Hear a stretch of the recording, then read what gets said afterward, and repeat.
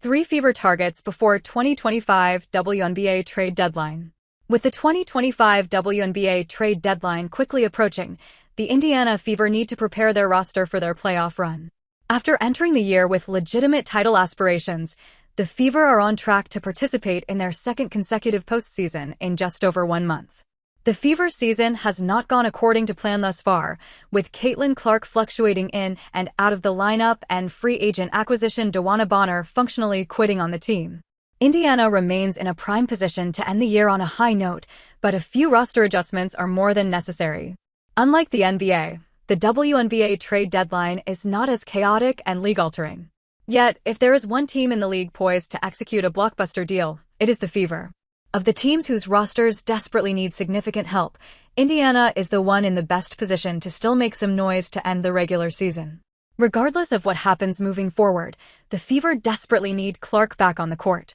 She might not yet be the league's MVP, but there are few players in the league more valuable to a team than Clark is to Indiana. However, the Fever can help her make a push upon her return by making the right moves at the 2025 WNBA trade deadline. When the Fever signed Bonner, they imagined her being a veteran scorer to pair with Clark and Kelsey Mitchell. Bonner, 37, signed a 1-year deal in free agency.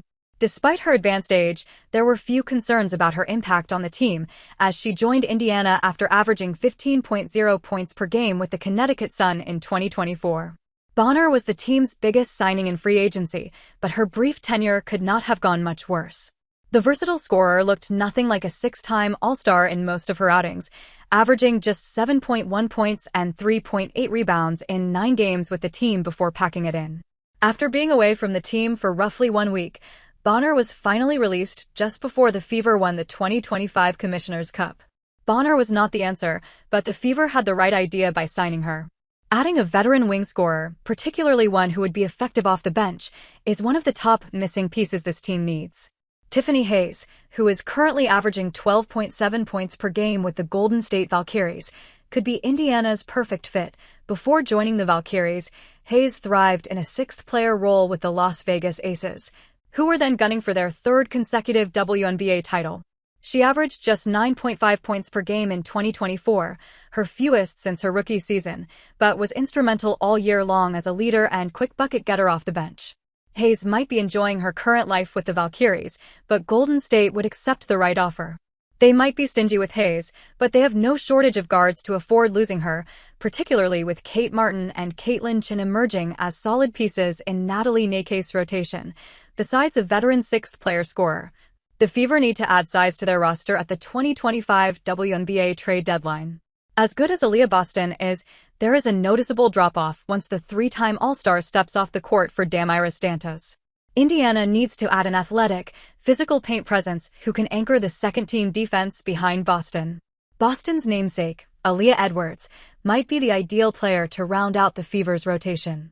Not only is Edwards a gritty defender and physical rebounder, but she also brings the type of energy Indiana needs every second of her 20 minutes per game. Edwards, a former first-round pick, used to be the budding young talent of the Washington Mystics frontcourt.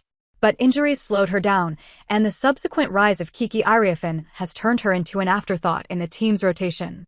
It is not that Washington would not want to keep Edwards, but Iriafen's quick ascent will force them to move her sooner rather than later. Edwards is averaging only 6.4 points, 3.6 rebounds, 0.5 steals and 0.3 blocks per game in 2025, a decrease across the board from her rookie season. Yet, with Iriafen fitting in better with Shakira Austin in the starting lineup, the minutes have just not been there for Edwards. The UConn alum is averaging just 14.3 minutes per night after playing 21.8 minutes as a rookie. Even if she joins the Fever, Edwards might not be able to climb her way back into the starting lineup. However, she would be able to provide all the defensive energy that Dantas lacks, while simultaneously being a better pick-and-roll threat with Indiana's playmakers.